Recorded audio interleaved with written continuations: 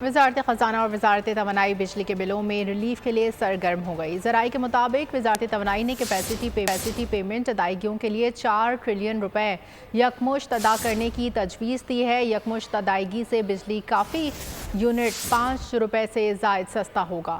اکٹھی رقم سے گردشی قرضہ بھی کم ہوگا۔ وزارت خزانہ نے اس تجویز کو IMF سے مشکور کر دیا۔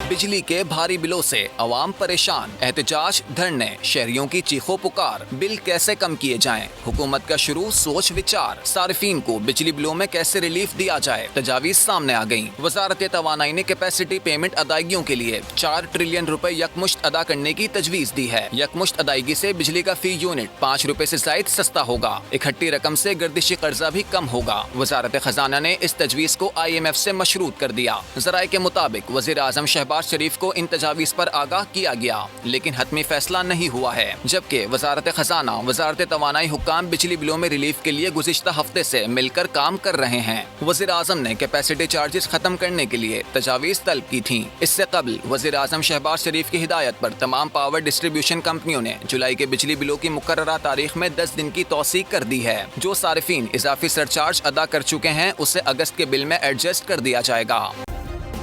سبسکرائب کریں اور بیل دبائیں تاکہ کوئی خبر رہ نہ جائے۔